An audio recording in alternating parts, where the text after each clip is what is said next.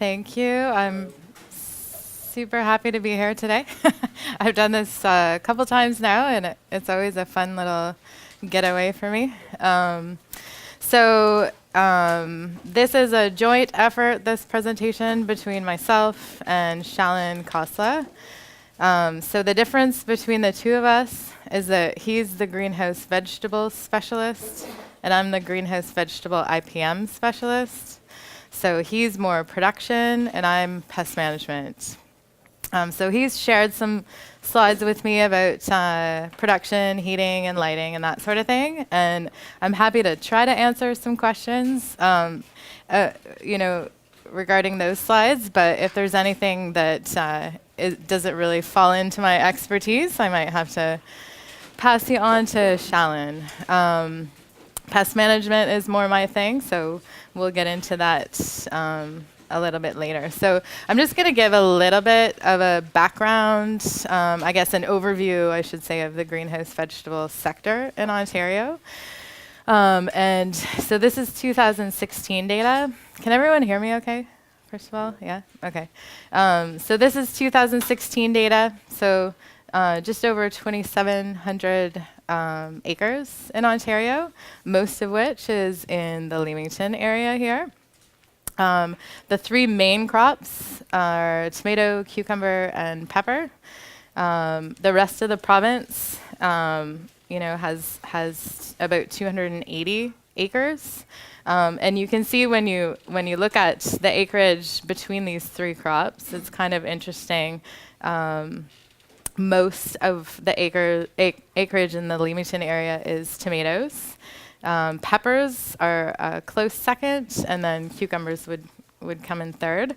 But it looks very different when you get outside of the Leamington area. So cucumbers actually take the lead, and peppers are a close second there. So lettuce, there's very little acreage in Ontario.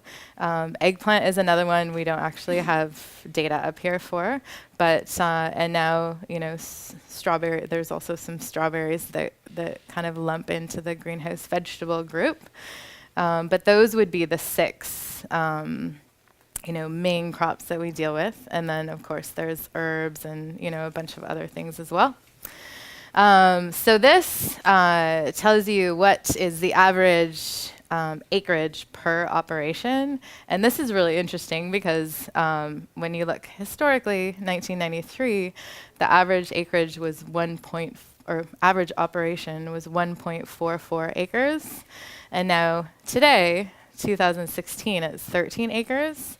That hasn't changed much since last year, but there's 9 times larger on average since 1993. And the biggest increase, or the biggest operations we usually see are peppers. And so almost 20 acres for peppers in the Leamington area and 13 acres in the rest of the province. So this shows you the percent crop production in 2016 of the 3 main crops, and then we sort of just group everything else into other. So as I mentioned, tomatoes are the biggest, peppers are a close second, and then cucumbers actually aren't too far behind. And then only 1% are actually grow things other than those 3 main crops. So this figure here shows the years on the bottom, so from 1993 to 2016. And along here is the acreage. And what is really interesting, I think, about this graph is, so the red is tomatoes, green is cucumbers, and yellow is pepper. So you can see in 1993, there was not only was the total acreage really low, but there was very little peppers. And so you can see tomatoes have grown a little bit in acreage. Cucumbers have grown a little bit, but the largest increase we've seen is in peppers. And now this shows Canada-wide by province. And so Ontario takes a whopping 69% of Canadian greenhouse vegetable production. British Columbia is 20%. that's Quebec, I believe, and then Alberta, and then the rest of the provinces are about 1%. So now that's just kind of an overview of the acreage and that sort of thing. So now I'm going to jump into a bit about the production. And these are the main topics that I'll talk about. So all of these things, light, temperature, humidity, water, air, and protection, and the growing facility influences crop production. So we'll start, I'm just going to give a brief kind of overview of all of these topics. So there's much more information out there. You're more than welcome to reach out to myself or Shalyn about any of these things. I'll leave some business cards here too if anybody wants to take them. So anyways, this slide here, we're just looking at the sunshine radiation weekly average in 2016. And so the real key message here is that you can see, at the bottom here, these are week numbers, which we tend to use in the greenhouse world. Week numbers, so there's 52 weeks, and that's obviously the heat of the summer right there. But the key message, obviously, is to adjust water and temperature in the greenhouse to match the light levels. So here we have very high light levels, which means we have a higher temperature and it requires more water. And so on these ends, the winter months, there's low light levels, lower temperature, and less water. And that's a really critical thing to understand in the production world. So this is a weekly average. This was recorded at the Harrow Research Station, so that's where I'm based out of. We have research greenhouses there. And there's a comparison here between, so the yellow is the average in 2014. This bluish color is the average in 2012. And then we have the pink is minimum and the dark blue is maximum. And so it just kind of shows the variation in temperatures over the week, I should say. And so the critical message here is that it's not really the average so much that matters when you're managing a crop in greenhouses, but the maximum and the minimum temperatures play a critical role in how the plant actually responds. So it's good to have an idea of the whole picture. And most greenhouse operations keep really, really good records of their temperatures and respond accordingly. And so an obvious one also is in the winter, heating is most important. In the summer, cooling is most important. So now I'm going to talk a bit about the type of growing structure. And whichever growing structure you go with will have an impact on all of these other things. So we'll talk in a little bit more detail about that.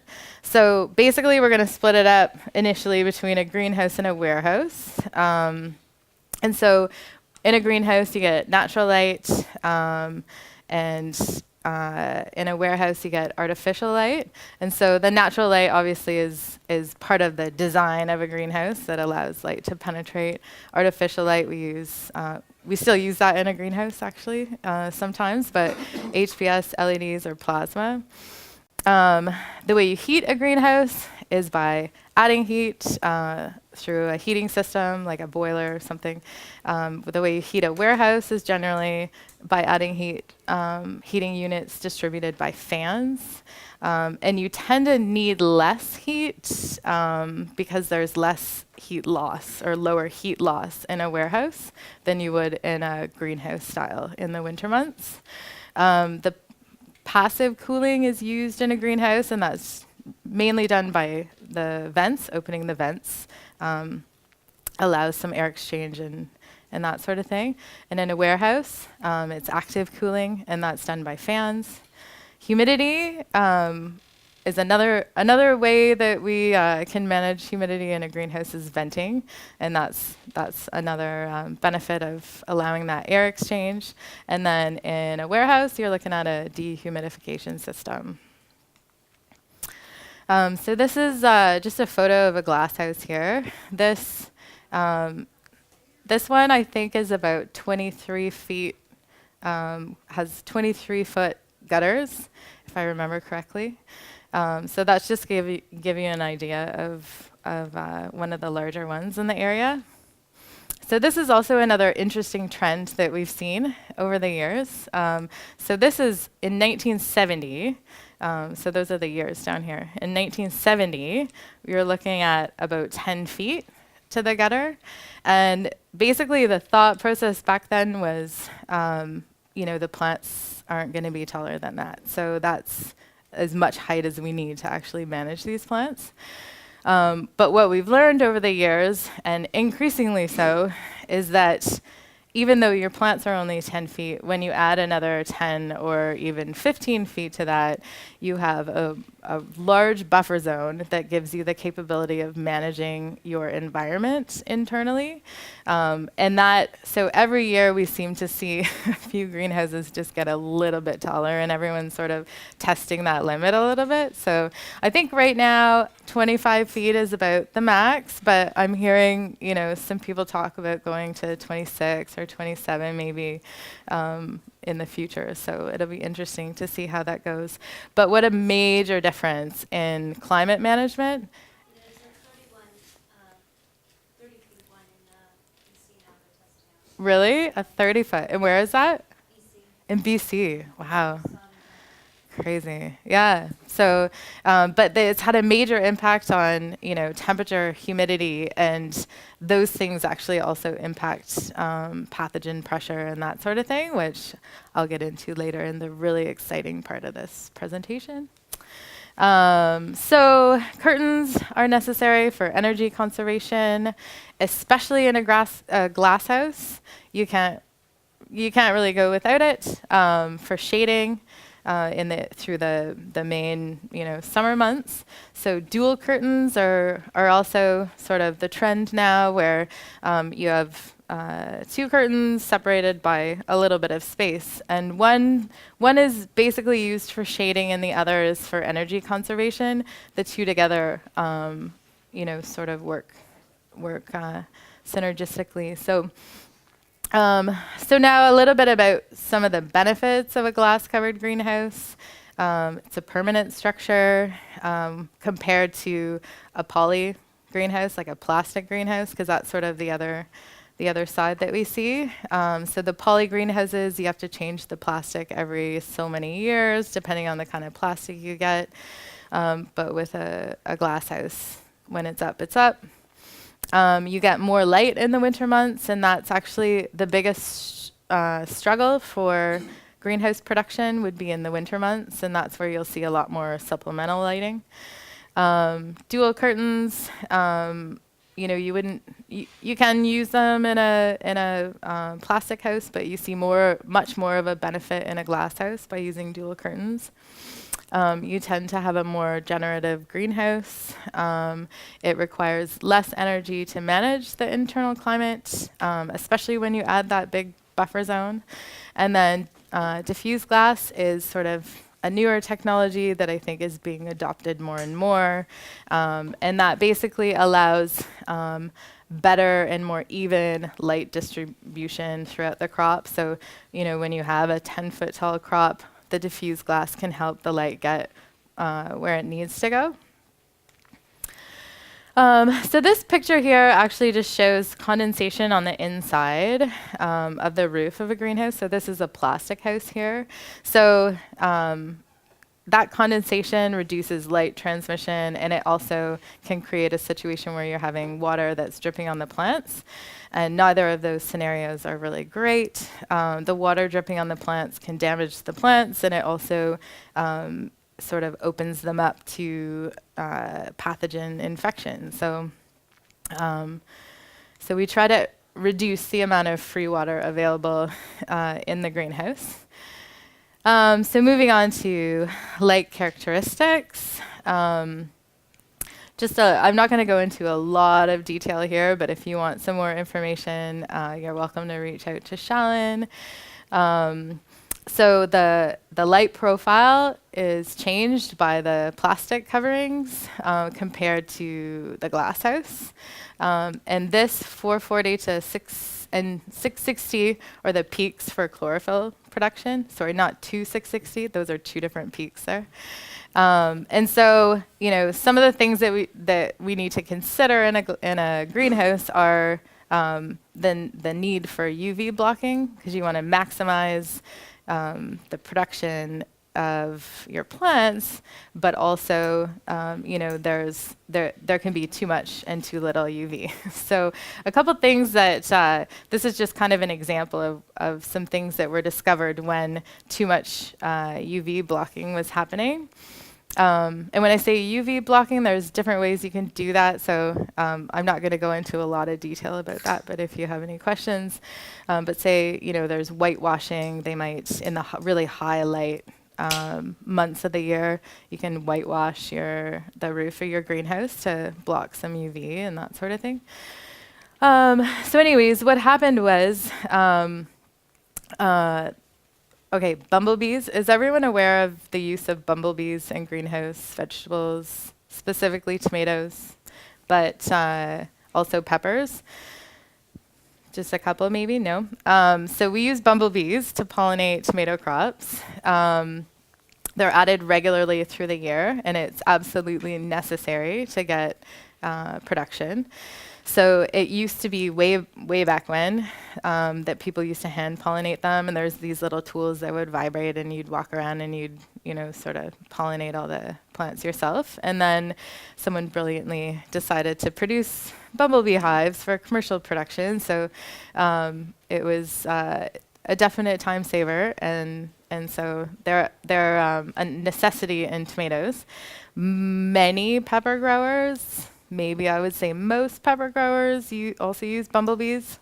Not to the same extent, but there's research that showed an increase in production, larger fruit, and that sort of thing with bumblebees. So you don't need them, but there's added benefits to using them. So anyhow, they are an important part of tomatoes, especially, and so you want to maximize their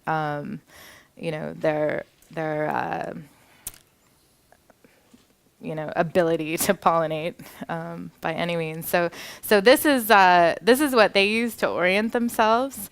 So some of this UV blocking was sort of targeting botrytis, and so botrytis is basically almost every single tomato greenhouse gets botrytis. So it's a fungal pathogen that infects leaf nodes and that sort of thing, and it's you want to manage it once you get it, but it's almost inevitable that you'll get it. So one of the ideas that they had was that blocking the UV can actually decrease the spread. And that's based on, that they've realized that, I said that backwards. So this was to maximize bumblebee foraging. And so by doing that, they realized they actually increased botrytis sporulation. And so they increased the spread of botrytis. So that was a bad, sort of a negative effect of when they're trying to maximize the productivity of the bees.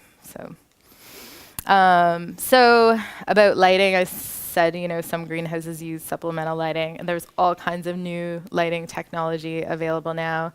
Most greenhouses will use HPS, high pressure sodium, but there's lots of interest in LEDs. They're not, as hot, and they're potentially more energy efficient, that sort of thing. So there's a ton of research that's being done, but the LED technology has it's changing so quickly that it's almost hard to keep up with the new technologies. So some of the research that Shalin is working on with some AAFC, so Agriculture and Agri-Food Canada researchers at the station, has to do with different parts or different colored lights in different combinations and targeting different parts of the plant. So they have lights above the plants, they have lights interlighting right in the plants, so different combinations of colors and that sort of thing. So that's ongoing research. Shalin said to tell you to reach out to him if you're interested in how that's going. And actually, you're welcome to come visit the research station too. We can give you some tours. It's in Harrow. So who asked me that? You? Yeah. It's almost as far south as you can get in Ontario.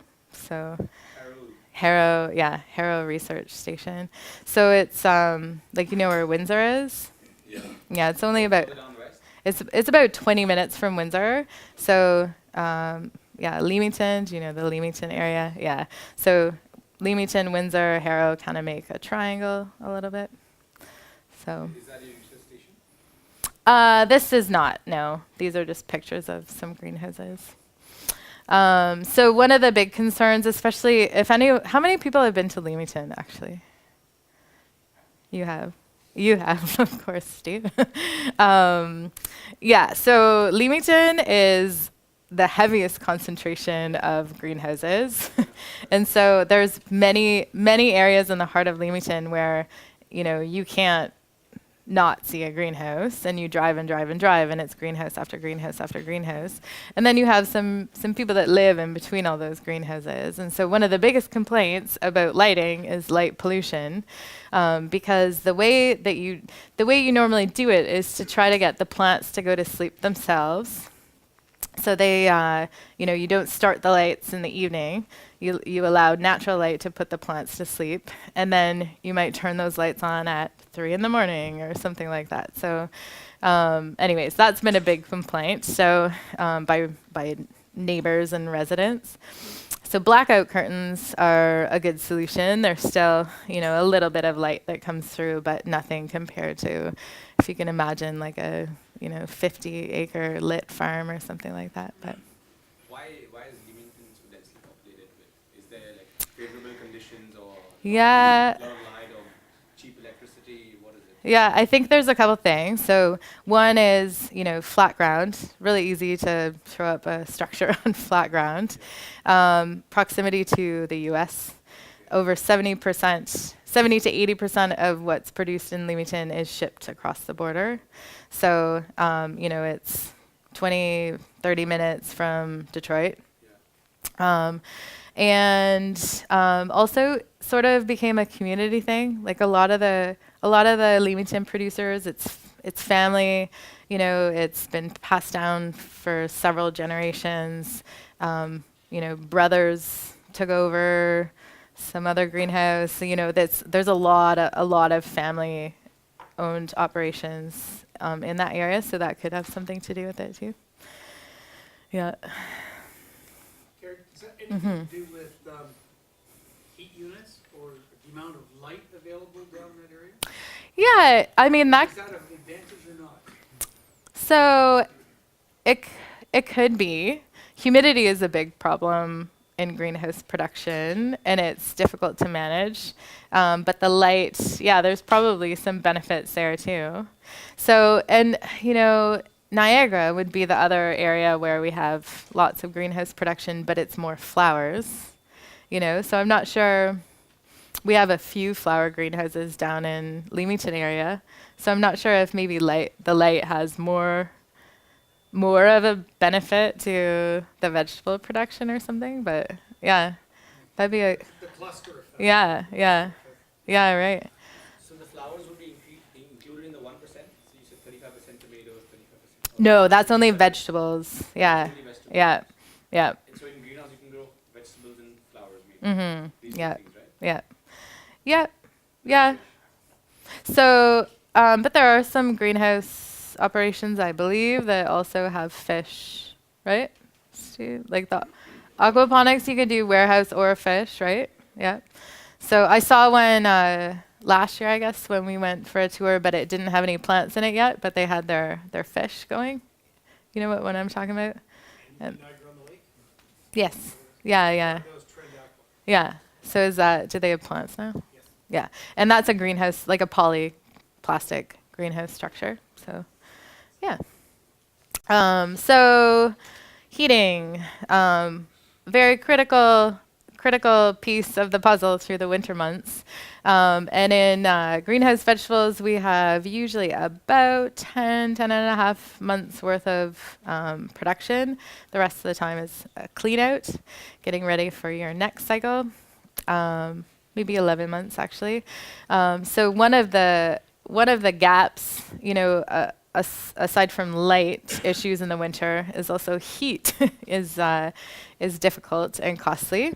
So basically, in the winter months and in a greenhouse structure, you're losing a lot of heat to the outside. So you need to replace that. So it can be lost due to leaks. So older greenhouses may lose heat a lot quicker than the newer ones that don't have any leaks. It can be lost directly through the greenhouse covering, plastic, glass, what have you, or it can be lost to the floor. So generally, the rule of thumb, Shalin tells me, is greater than 2.5 GJs per meter squared is the amount of heat that you need per acre. So a couple different ways to heat and provide energy for your greenhouse. So this would definitely be the traditional way through a gas boiler. You get CO2 and then you get heat in the form of hot water. So this cogen is a bit newer. There's a few operations that are using cogen.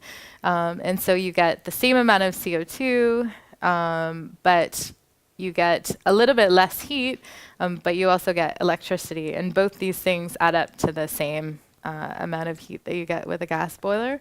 So there are a couple of people that use that with success. There are some operations that use biomass for heat or electricity or electricity. So in a biomass system, you need wood chips or pellets. There's some purpose-grown crops like miscanthus and that sort of thing you can use, or some agricultural products like oat pellets or off-spec beans. Those have been used. The obvious wind turbine, I'm sure many of you are familiar with that, and the anaerobic digester. So this one, the wind turbine and the digester, may require a lot of maintenance, but there's some definite interest in alternate heating and light and energy. So now a little bit about the other side of the spectrum, cooling, that is different from heating, is that it's much easier to heat your greenhouse than to cool it. So if you can imagine, we had a really hot summer this year, so many days that were, above 30 degrees Celsius, and very humid at least in the southern parts of Ontario, and so it gets harder and harder to manage that. So mainly, like I said before, we use the vents for that. When you have that buffer, it's much easier. And then also shading or coatings on the greenhouse. So that's what I was talking about, the whitewashing. So putting a coating on the greenhouse and shade curtains.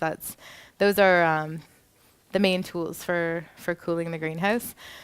So along, sort of along similar lines in that it has to do with the environment that you're creating in the greenhouse, is managing humidity.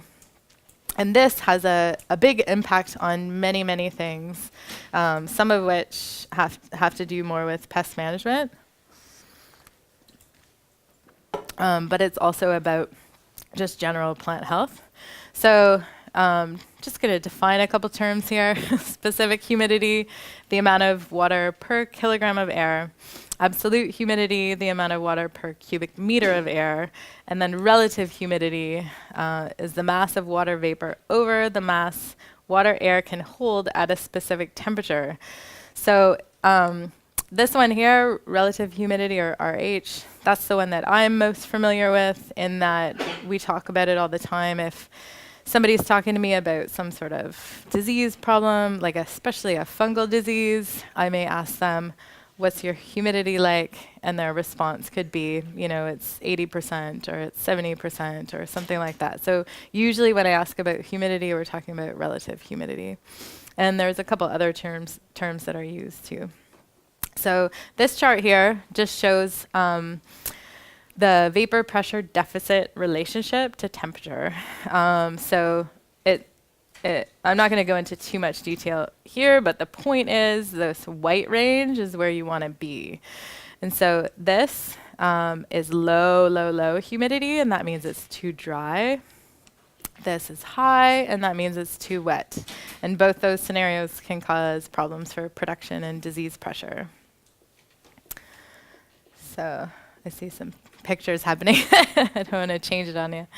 So another thing, obviously, that impacts the production of vegetables is water, and water quality is something that that people have been paying attention to more and more and more.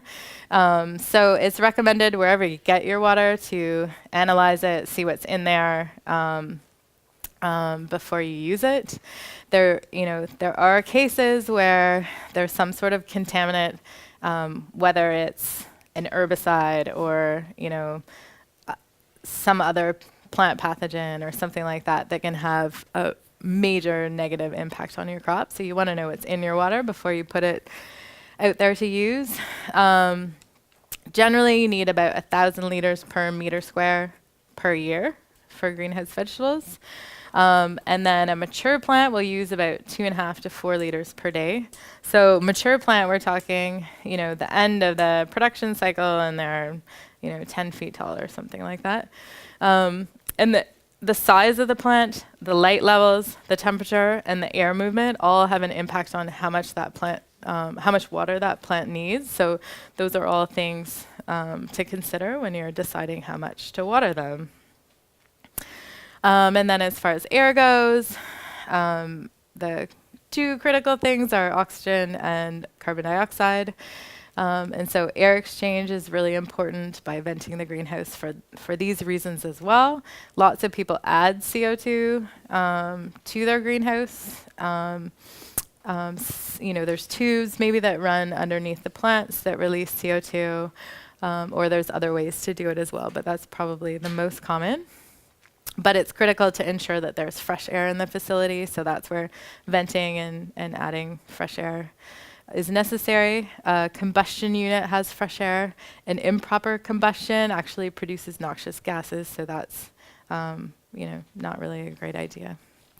So that's enough about production. Now we're going to talk about the really exciting stuff of crop protection.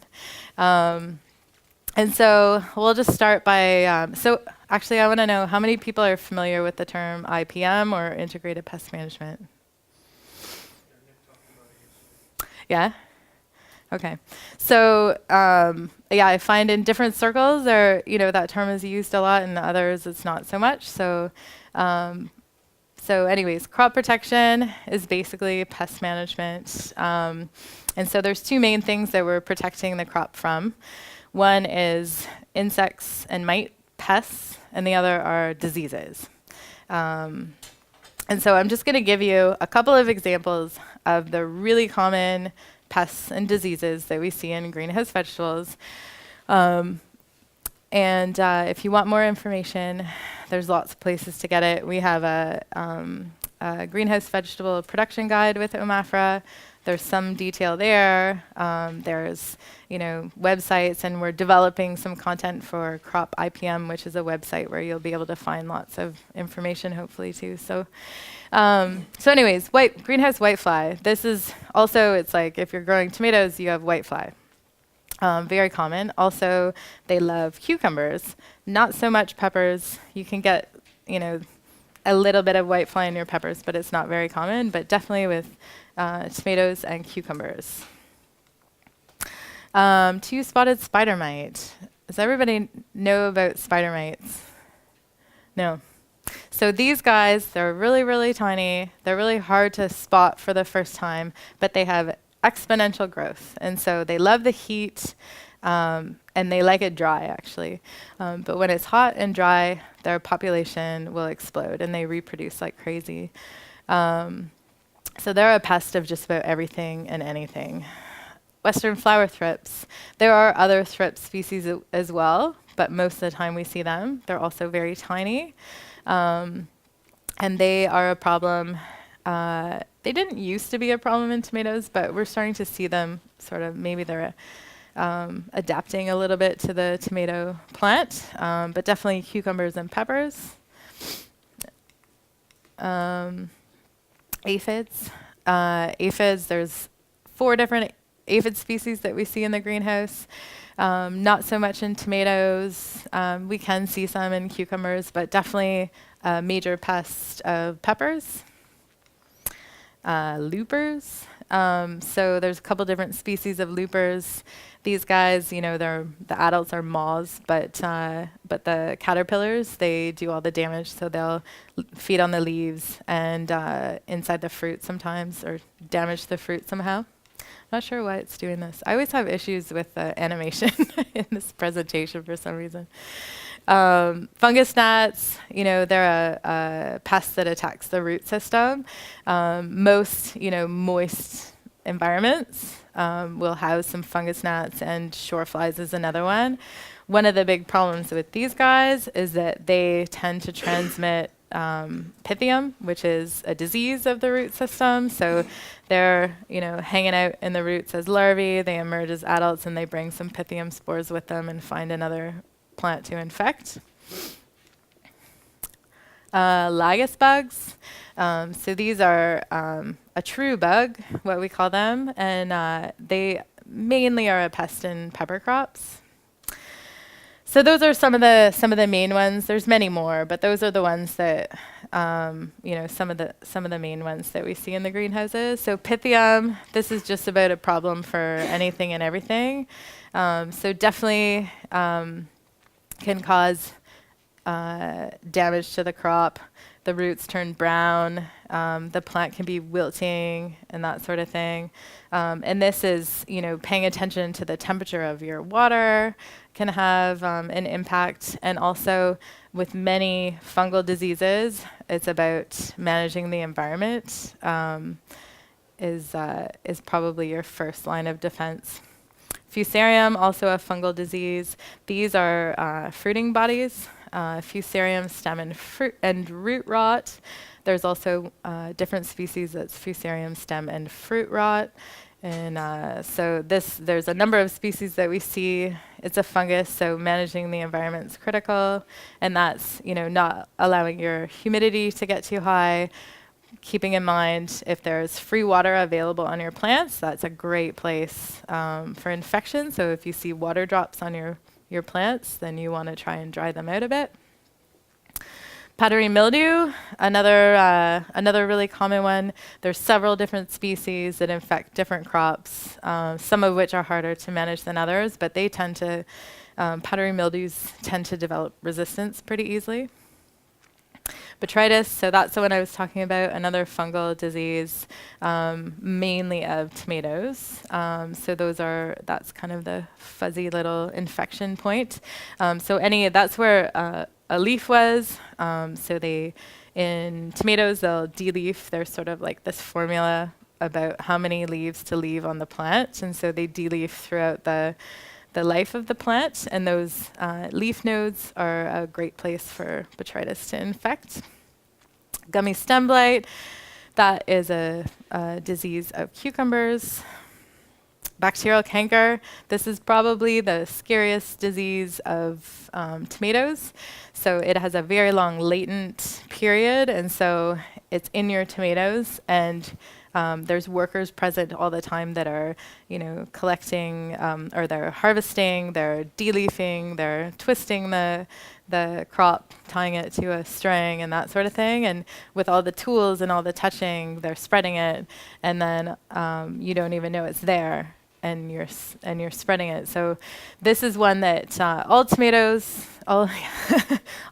growers, I don't mean to laugh about that, actually, that's really scary, but all tomato growers are on the lookout for this, and they take it very, very seriously. And you know, there's some things I'll talk about in a few minutes that can be done to minimize the spread, but this would be definitely one of the scariest diseases.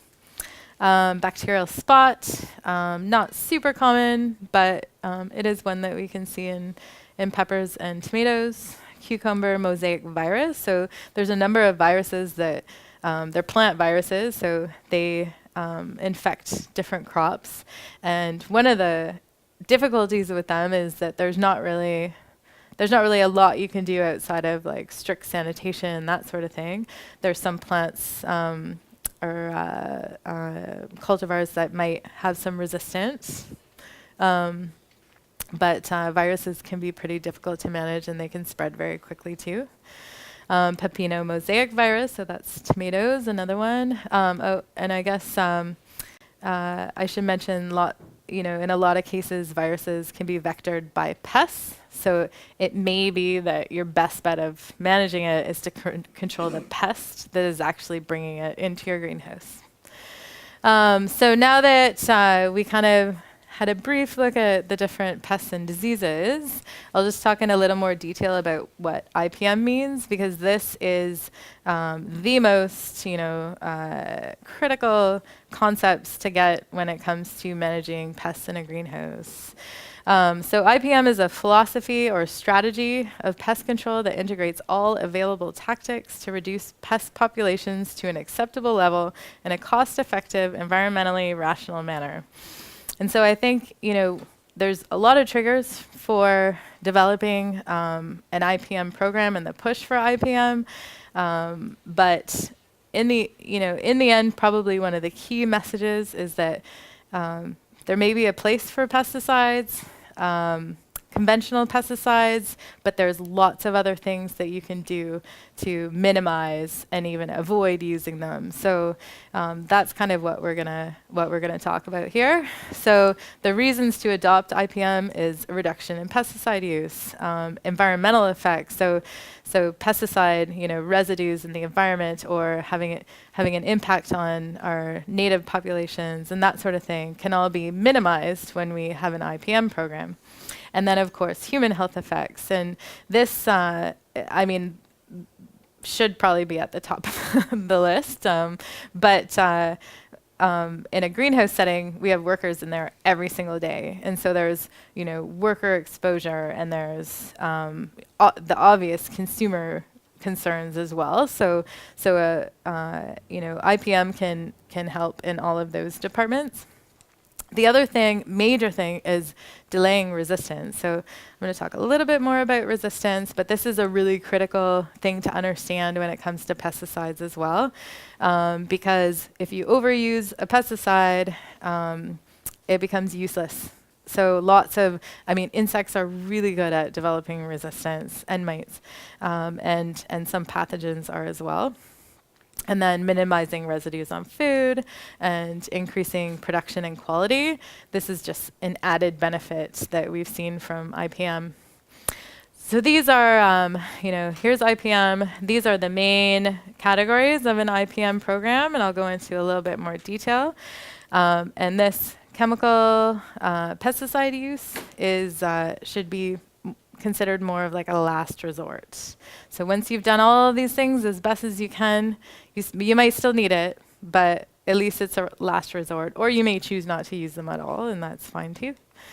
So the first thing that we usually start with is monitoring. So we have, in the greenhouse, vegetable world, we have a lot of really good scouting programs. So there's scouts, some suppliers offer scouting services, or some of the larger operations have their own scouts. Is everyone familiar with the term scout? It's like, no, it's someone that just walks the crop, or they come maybe once a week and they flip over leaves and they look at the fruit and they look at the roots and they, just kind of check it out and look for signs of pests and diseases. And that has been, the way to identify early infestations and disease pressure, and that they give that information back to the growers or whoever makes those pest management decisions, and then they have a really good way of sort of monitoring from that point forward how the pest and disease is progressing.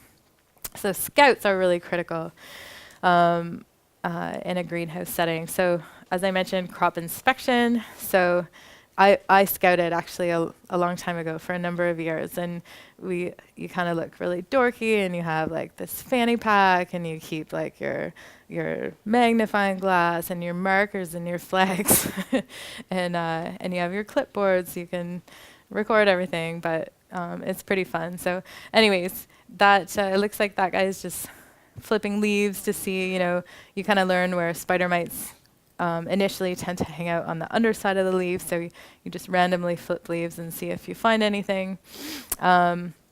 Using yellow sticky cards, this is pretty much a given in all greenhouses now, and it's a place where they can go check, however frequently that they want, whether or not there's thrips or whitefly or anything else that they're wanting to monitor for. So it gives you an idea of when you get your initial infection, and then it can also give you an idea of when the pressure increases. So that's really important. Pheromone traps, that's a really fun thing to use too. So there's pheromones that are naturally released by certain insects that we harvest and use to detect them in the crop. So they're produced like in these traps. Usually there's something sticky or whatever that will make them stay, but this pheromone is released that attracts them there, and then they get stuck or die, and then you can check those traps, and then you can tell if they're there. Yeah. Did you say it was really fun to use those ones? Yeah. Yeah. I just find it so, interesting, I guess. So these are maps. That's just an example, actually, of one of the earlier kind of maps that was designed. So there's rows. It shows where each of the posts are. So when you're going down a row, because you're sort of in this like massive world of really tall plants and everything, when you're going down a row and you need to record, this is where I found something, you can kind of look around and see, okay, I have so many posts on this side and so many posts on this side, so I'm right about here on the map. But this has been a really good way, using different colors, and we use flagging tape to mark the plants. And then it's a really good way to set yourself up to be able to check the pressure later. So if you apply a product, or you add some beneficials or something like that, you can see if they're working. So sticky cards, the yellow sticky cards would be most common, and the main ones you'll catch: whitefly, aphid, thrips, and fungus gnats. The blue cards, mainly for thrips. So most insects are, attracted to yellow, but there's some information out there that says blue is more attractive to thrips. So you'll still catch them on the yellow, but it's some people think that you'll catch more on the blue. So the problem being, if all you care about is thrips, then sure, go use the blue one. But if you're also concerned about these other pests, then you might want to stick with the yellow, because you can get a better idea. So there's just a close-up picture of the pheromone traps there. This is usually, it's sticky on the inside, and then there's this lure right here that just slowly emits the pheromone, and they have to be replaced somewhat regularly too. Using attractive host plants, so this is sort of like the trap crop kind of idea. So if you're growing a crop that is less attractive than eggplant to whitefly, you can throw an eggplant, maybe in the row here and there, and check the eggplant, and that'll let you know when the whitefly are there. So, and then thrips, marigolds seem to be more thrips seem to be more attracted to marigolds than most of the greenhouse vegetable crops that we grow. So light traps, another thing we use for nocturnal insects. So you turn them on in the evening when there's nocturnal moths or anything else. They get stunned and they fall into this bucket with soapy water, and then you can check to see if they're there. So things like loopers. Most loopers, there's some that are not nocturnal, but most of them, you could do this to see if there's any coming into your greenhouse. And so once all the monitoring's done and you've detected some things here and there, you have a couple options.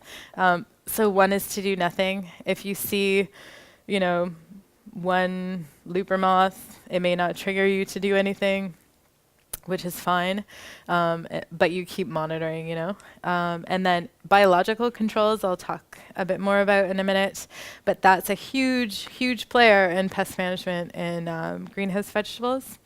So there's certain ones that you may start off with applying a certain amount of biological controls, and then when you see the pest pressure increase, you start adding more.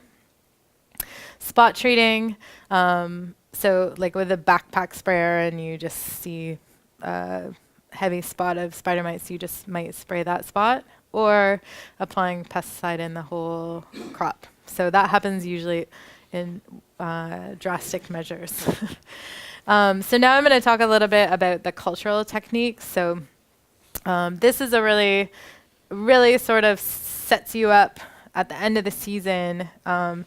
There's your chance to kind of start off on the right foot because one of the main things that they do is a really thorough clean out at the end of the crop. And proper clean out between crops, proper disposal of debris. So that means at the end of the crop, not just piling it beside your greenhouse, because there's going to be all kinds of things that can infect your new crop. But it's also about,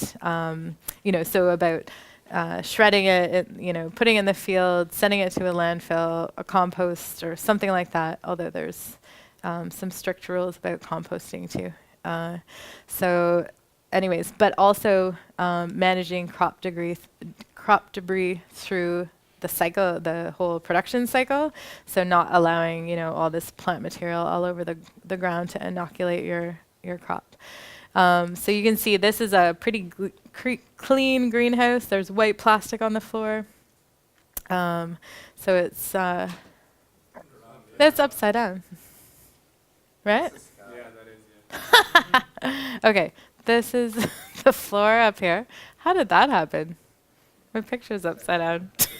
Greenhouse in Australia. Oh, that's good. I like that. So another thing we suggest is managing the weeds outside the greenhouse. So this, there's a certain area that's probably ideal away from the greenhouse where if you're keeping it clean and mowed and that sort of thing, you're not sort of harvesting things like spider mites and whitefly that will then infect your greenhouse. So here is the end of a crop. So the plants have been removed. There's plastic on the ground, which we like to see them remove the plastic and change it every year and start off fresh. It gets holes in it and that sort of thing. But that plastic itself has a huge impact on the pressure of thrips and of other pathogens as well. So anyways, they're about to do a good cleanup there. These guys are scrubbing with soap and water and then disinfecting after. So they literally clean the entire inside of the greenhouse to varying degrees, but ideally scrub with soap and water and then disinfect the whole place. So I just thought this was an interesting quote here, is that 1 gram or just a pinch of dirt contains more than 10,000 spores of fusarium, and that it takes only 1 spore to infect a crop. So, what's that? Yeah, it's a quote. I didn't say it. Soil. Yeah. So some other things that we see a lot are foot baths. So when I visit a greenhouse, I always wear booties because you can carry in a lot of things on the bottom of your feet. But this foot bath, which you replenish with some sort of disinfectant, and then you walk through. Sometimes when you go to different areas of the greenhouse, they have foot baths for you to walk through, so you're not spreading things from one part of the greenhouse to the other. This is one of my favorite things here. So this is usually when you first get to a greenhouse. You have to walk up on this platform and you stick your hands in and it spits out disinfectant on your hands. You rub them together and then this thing starts moving. and then you have to walk through it and it cleans the bottom of your feet. But every time it happens, I feel like I'm going to get like thrown off the stand for some reason. Lab coats. Most greenhouses have lab coats for visitors. Some, some just do sort of the normal size lab coats. Some do like a full suit. There's booties. These are the high booties. We usually start off with just like the normal booties, and then there's some that require these, and they usually have them themselves. Some make you wear hairnets and that sort of thing too. But all of those practices actually have a huge impact on, initial infection of diseases, especially. Most of them have hand sanitizer units all throughout their greenhouse. So if you're handling a plant that's diseased and then you're kind of nervous about what to do, you can use some hand sanitizer, or when you walk from one part of the greenhouse to another, hand sanitizer. This is also a really beneficial thing for the tools that are used. So, there's lots of greenhouses will have these buckets at the end of a row, and it maybe covers a few rows. So when the workers are done in one section, they come out of the row, they drop their tool in that bucket, and it sanitizes that tool. And then when they go to another row, they take another tool. So that seems, dipping something with disinfectant is not really effective. It's more soaking in disinfectant. So that's really helped with the spread of certain diseases. And then disinfection of recirculating solution. So many, if not most, greenhouses recirculate their irrigation water. So that's really good. Like I know Steve had mentioned about some issues maybe with sending water outside of your property. So this is one of the solutions in the greenhouse sector, is to actually recirculate it. So you're not dumping all these fertilizers and whatever else is in your water outside, but you're actually just continuing to use it. But one of the issues is that once you have like a root disease and you're recirculating that water, you're just feeding it back into the system. So they've come up with some really good ways of disinfecting, ozone, UV, and that sort of thing. Is usually the water comes back into a tank, and then it goes through these systems, and then it goes back into your crop. So, and you can monitor nutritional levels and that sort of thing too. So disease resistant or tolerant varieties is also a cultural technique that gives you another one of those, first lines of defense. It may be that, especially with the tolerant varieties, they may still get it, but the symptoms may not be as bad, or they may get it later, or they may not get it at all, but it's still a good option for a lot of growers. Physical controls, this is another part of IPM, so it's literally, a barrier between your crop and your insect, or it's some way of like mass trapping them. So those light traps that we use to detect when they're there can also be considered a way of mass trapping. So when you turn them on at night, you just caught all those moths that aren't mating and laying eggs in your crop. Sticky tape, I would say this is probably one of my favorite things that I've seen this year. A huge increase in the sticky tape. So you run it, along the head of your plant all the way down the row, in tomatoes especially, but I've seen it in other crops as well. And that tape you can leave up all year long, and it is loaded with whitefly. And so last year I think I saw about half the amount of sticky tape being used, and there was a big, whitefly problem in the Leamington area. And this year, at least double, I think, is being used, and everybody feels like they have a better handle on their whitefly issues. So, and that's a one-time thing. You just put it up at the beginning of the year, and you forget about it. And they still use parasitoids and that sort of thing too. But vacuuming, so I've seen that done for whitefly. There's a lot of pressure. They hang out at the head of the plant. Some people have designed their own vacuums, and they go along and sort of vacuum up the whitefly as they go. Exclusion screening, this is probably on the increase, I would say. There's many different things to consider with exclusion screening. So one is, what are you trying to exclude? Because you can use different sized mesh. So if it's only the larger insects that you care about, you can go bigger with the mesh size, and then it has less impact on your environment inside. The smaller the mesh size, then it tends to have more of an impact, and it's more difficult to control things like humidity and that sort of thing. Oh, what happened there? Yeah, that's where I was.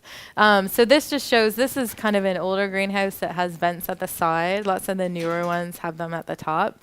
But you can see how close to the ground it is there, and imagine how many things are coming in from outside. And so there it is screened. So enough about that. We're going to talk a little about biological control. I'm probably talking too much already. So I don't know how much time, am I over my time? Take a time check. Pretty close. 2:16. Yeah. Okay. I'm almost done. I'll speed it up. So biocontrol, coolest thing about IPM. So there's lots of biological control agents that are commercially available in the greenhouse. They need to be commercially available in order to use them. So it's not okay, there's some that are available maybe in Holland or, I don't know, even in the US, that we may not be allowed to use here. So all of the suppliers, they know what you can use here and what you can't.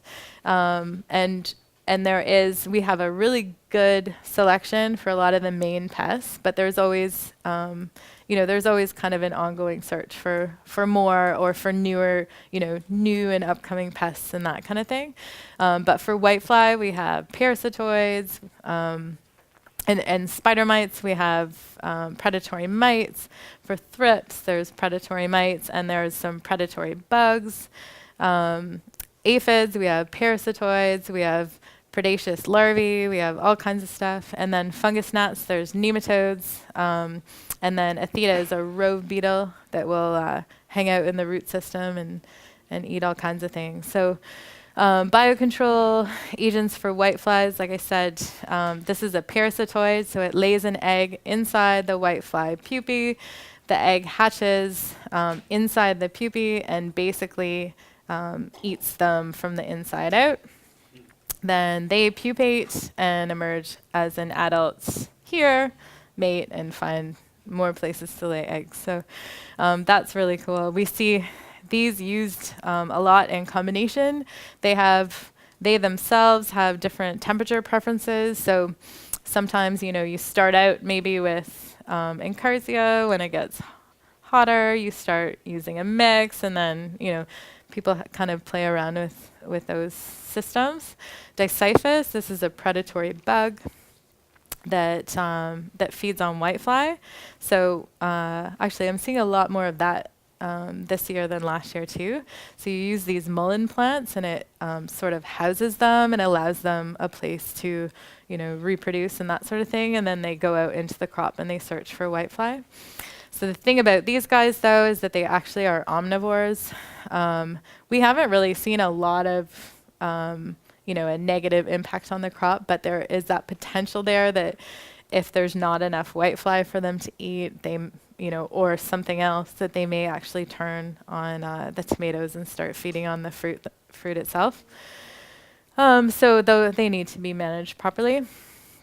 So biocontrols for spider mites, we have predatory mites here. There is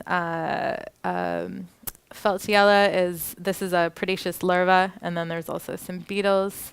So an interesting thing about, so this is the predatory mite Persimilis. So an interesting thing that we are kind of learning a bit more about in the biological control world is that it's not always just about them eating or parasitizing or killing the pest, but there's other effects that can happen as well. And so this is a good example here, Persimilis. They are a spider mite specialist, and they prefer the younger stages. So when the spider mites molt and get bigger, Persimolis isn't really likely to kill them or anything. So really, they could, because they're a specialist, you can only use them when you have spider mites. There's other situations where you can apply them before the pest shows up, but this is not one of them. You have to wait till there's spider mites and then put them out. So one of the interesting things, though, is this non-consumptive effect that we've seen, where just the presence of Persimolis causes spider mites to hold onto their eggs, and so it actually reduces the egg laying by 22%. Even after, if they're hanging out on a leaf and then Persimolis goes away, the spider mite is still not wanting to lay eggs.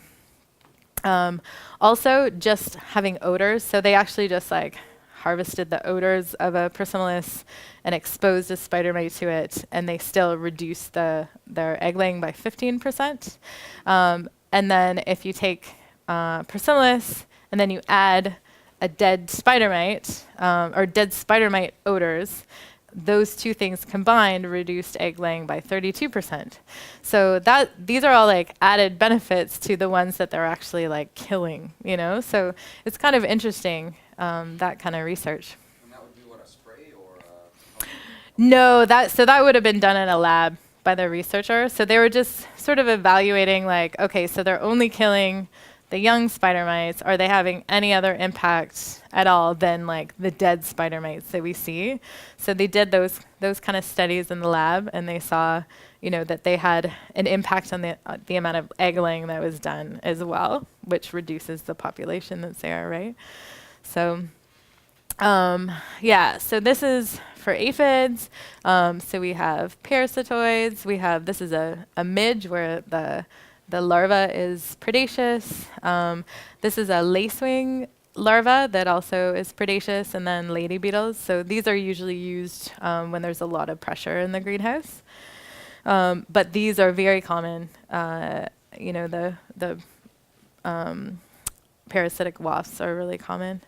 And then thrips, we have a couple different predatory mites that are used. This one in particular is used on the ground because thrips pupate in the ground, so they hang out on the crop and then their pupae drop. So this one would only control the pupae. These guys hang out all over the crop, and they eat eggs and young thrips. And then aureus, this is the machine. They just kill everything, so they're pretty cool too. So cucumeris here, another example of the non-consumptive effects.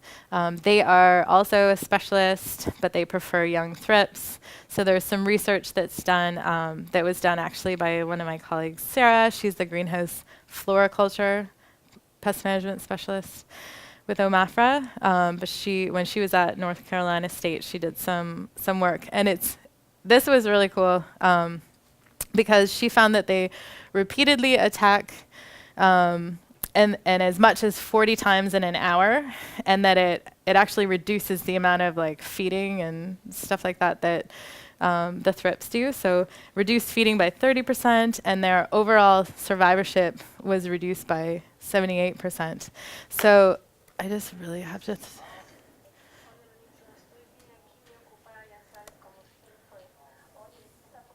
Oh, my video's closed.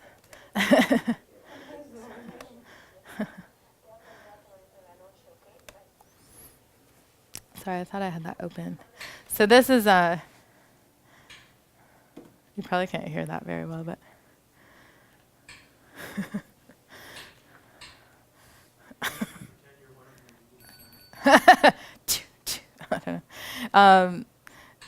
Yeah, so that's a thrips trying to fight off the cucumeris.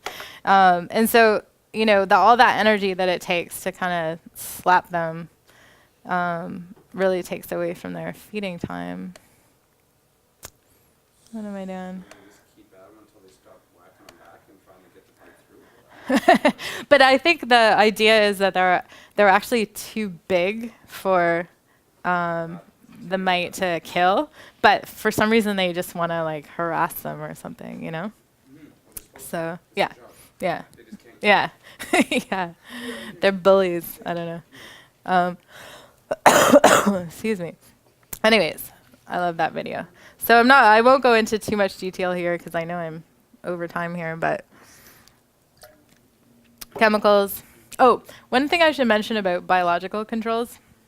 We tend to talk about it mostly as like beneficial insects and mites, but biological controls are also biopesticides. So, some biological organism that you apply as though it's a conventional pesticide, you apply it and it has, it could be a beneficial fungus that will sort of infest pests like spider mites. So we have a number of products, and I don't really have time to go into too much detail there, but there's a number of products that are, beneficial bacteria or beneficial fungi or something like that that actually target pests and diseases. And that's really kind of the movement we're seeing as far as like pesticide use goes, but they still fall into the biological control category. Anyways, last resort. This is sort of when you've tried all those other things and you still feel like you can't get a grasp on it, then you can resort to this. But for resistance management, rotation is key. If there's acceptable alternatives and your crop and your pests are on the label. Starting by just spraying hot spots rather than a blanket spray on your whole crop is pretty important, or just a specific part in the canopy. A little bit about resistance that's important is that basically all insects and mites will develop resistance if they're exposed enough to the same product. So resistance management is critical, and that's where you're rotating with different groups of chemicals is important to avoid that. In a given population, there's going to be at least one insect or mite that isn't affected by that product. And so if you kill off all the other ones and that one survives and their progeny, there will be more that are resistant to that product. And it sort of goes on and on. So minimizing pesticide use is critical. And then just about done here, but for implementing an IPM program, you sort of think of the end of your season as like your fresh start, so you pay attention to the pests and diseases that are present because that is a good indicator of some of the struggles you'll have next year. And then also pay attention to pesticides that were used last year because that also can impact potential for resistance next year. Understanding the basic biology of the pests and the beneficials that you're using and whether or not they're compatible with pesticides, because the pesticides are killing your pests. They are also possibly killing your beneficials. We don't see that nearly to the same extent when you use a biopesticide. So they tend to be much more compatible with other biological control agents. And then, make use of all resources. Start off with on a really clean foot, use your sanitation and that sort of thing. And then just be committed and be patient, because it's a very different way, of growing than sort of like, oh, it's June 1st, I better spray for such and such, So, but this is much more sustainable to have an IPM program. Actually, I think, there we go. You read my little cartoon there? I love that one. Anyways, so yeah, feel free. I don't know if there's questions or. Are you going to share a copy of the presentation with us? Yeah. Mm-hmm. I'm curious about the pheromone traps Mm-hmm. and light traps. I can't remember where it was, but I read that they can actually attract even more pests that would never come to your facility, but they see the light and they find their way through the cracks. Mm-hmm. Just what's your take on that? Yeah, I mean, that's definitely a valid concern, and I know, there are varying opinions and decisions made around that concern. But I would say, it may depend on a number of things. In a situation where, just as an example, you have, acres, a few acres, even 1 acre, 10 acres of this crop, and you have a scout, and you have workers, and you have all these people looking for things.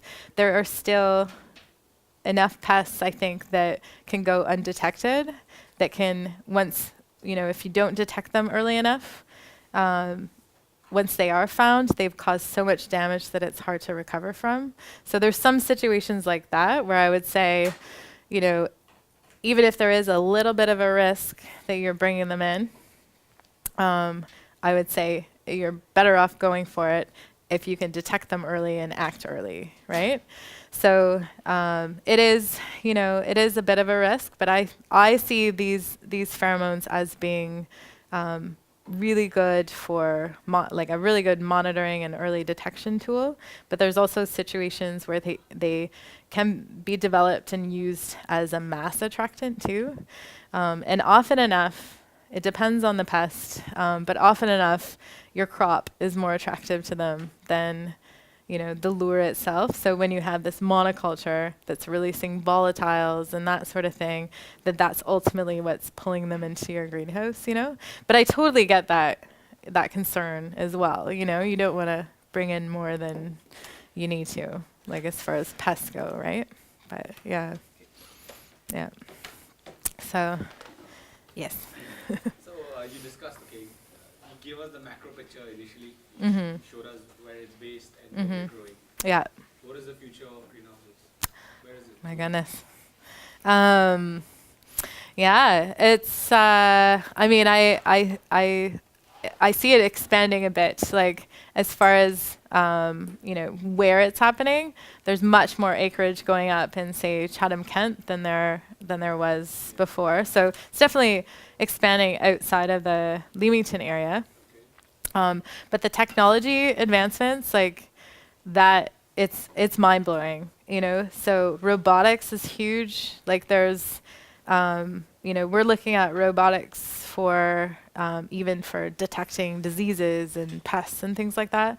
But they've been using them for quite a while, like on the packing line. So you harvest all this product, and there's a packing line where it all gets sort of sized and separated, and then it's put in these containers. And you have, I've seen these robot arms that I don't know, in seconds, like they're moving all this product around, and putting it in the right category. So, and there's still people working there, but there's that's kind of a really interesting direction. But I think it's the technology advancements is pretty huge in the greenhouse.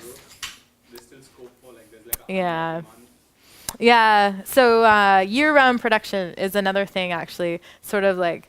That's Shallon's been doing a lot of work on trying to perfect, because we have this gap, right, in the winter. So we have all this greenhouse produce through, spring, summer, fall, and then everyone does their clean out in the winter because of the low light levels and the need for heat. So they spend 4 to 6 weeks cleaning out their greenhouse, and that means, in our area, we don't have any local product for at least a few months, right? So the winter market is something they're trying to solve with the use of supplemental lighting and that sort of thing. So what can you do to make it cost effective, in order to produce this product in through the winter? So that's another maybe exciting thing that's happening. But If you had to discuss the numbers, so should I write to you, or would you introduce me to someone else? For example, if I want to know how much it takes to set up a greenhouse. oh yeah. Like that, Yeah. would that be within your scope? Yeah, I mean, Sean and our offices are side by side. So, I do focus more on the pest management stuff, but between he and I, we can give you an idea about that for sure. I don't know it off the top of my head. He would probably know that, but so I have cards there, you know, if you can email me and I can forward you to him or whatever. Or if you wrote down his email address, you can do that. So yeah,